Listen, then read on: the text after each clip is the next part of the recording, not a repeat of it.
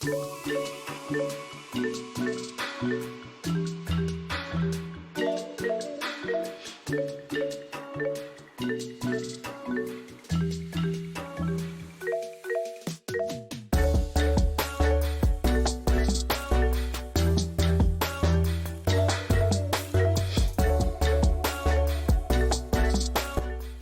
Pemilihan. Pemilihan adalah kegiatan untuk menetapkan jenis sediaan farmasi, alat kesehatan, dan bahan medis habis pakai sesuai dengan kebutuhannya berdasarkan 1. Formularium dan standar pengobatan atau pedoman diagnosa dan terapi. 2. Standar sediaan farmasi, alat kesehatan, dan bahan medis habis pakai yang telah ditetapkan. Pola penyakitnya, efektivitas keamanan, pengobatan berbasis bukti, mutu, harga, dan ketersediaan di pasaran. Formularium rumah sakit disusun mengacu kepada formularium nasional. Formularium rumah sakit merupakan daftar obat yang disepakati staf medis, disusun oleh komite atau tim farmasi dan terapi yang ditetapkan oleh pimpinan rumah sakit. 2. Perencanaan kebutuhan merupakan kegiatan untuk menentukan jumlah dan periode pengadaan sediaan farmasi, alat kesehatan, dan bahan medis habis pakai sesuai dengan hasil kegiatan pemilihan untuk menjamin terpenuhnya kriteria tepat jenis, tepat jumlah, tepat waktu, dan efisien.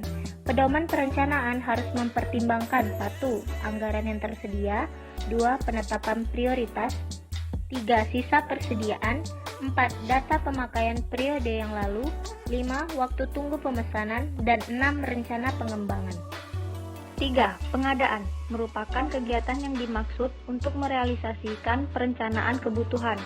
Hal-hal yang perlu diperhatikan dalam pengadaan sediaan farmasi, alat kesehatan, dan bahan medis habis pakai antara lain 1. Bahan baku obat harus disertai sertifikat analisa.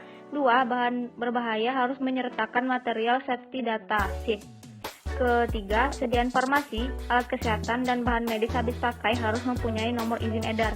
Keempat, masa kadaluarsa minimal 2 tahun kecuali untuk sediaan farmasi, alat kesehatan, dan bahan medis habis pakai tertentu, vaksin, regensia, dan lain-lain pada kondisi yang dapat dipertanggungjawabkan. Pengadaan dapat dilakukan melalui 1. Pembelian. Hal-hal yang perlu diperhatikan dalam pembelian adalah dapat kita lihat pada tabel berikut. Kedua, produksi sediaan farmasi. Instalasi farmasi dapat memproduksi sediaan tertentu apabila, ini dapat kita lihat pada tabel lagi. Yang keempat, penerimaan. Penerimaan merupakan kegiatan untuk menjamin kesesuaian jenis, spesifikasi, jumlah, mutu, waktu penyerahan, dan harga yang tertera dalam kontrak atau surat pesanan dengan kondisi fisik yang diterima. Yang kelima yaitu penyimpanan. Penyimpanan harus dapat menjamin kualitas dan keamanan sediaan farmasi, alat kesehatan, dan bahan medis habis pakai, sesuai dengan persyaratan kefarmasian atau stabilitas dan keamanan, sanitasi, cahaya, kelembapan, ventilasi, dan keamanan. Metode penyimpanan dapat dilakukan berdasarkan kelas terapi, bentuk sediaan, dan jenis, serta disusun secara alfabetis dengan menerapkan prinsip First Expired First Out atau FEFO dan First In First Out atau FIFO, disertai sistem informasi manajemen. Rumah sakit harus dapat menyediakan lokasi penyimpanan obat emergensi untuk keadaan darurat. Tempat penyimpanan harus mudah diakses dan terhindar dari penyalahgunaan pencurian. Yang keenam, pendistribusian merupakan suatu rangkaian kegiatan dalam rangka menyalurkan atau menyerahkan sediaan farmasi, alat kesehatan, dan bahan medis habis pakai dari tempat penyimpanan sampai kepada pasien dengan tetap menjamin mutu, stabilitas, jenis, jumlah, dan ketetapan waktu.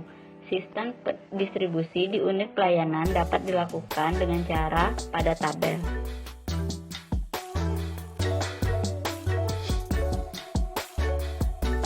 Selanjutnya, pemusnahan dan penarikan. Pemusnahan dan penarikan sediaan farmasi, alat kesehatan, dan bahan medis habis pakai dilakukan bila produk tidak memenuhi persyaratan mutu, telah kadaluarsa, tidak memenuhi syarat untuk dipergunakan dalam pelayanan kesehatan atau kepentingan ilmu pengetahuan, dan dicabut izin edarnya.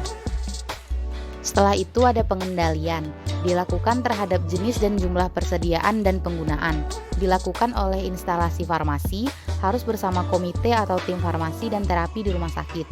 Cara pengendalian adalah melakukan evaluasi persediaan yang jarang digunakan, kemudian melakukan evaluasi persediaan yang tidak digunakan dalam waktu 3 bulan berturut-turut, yang terakhir yaitu stok opname yang dilakukan secara periodik dan berkala.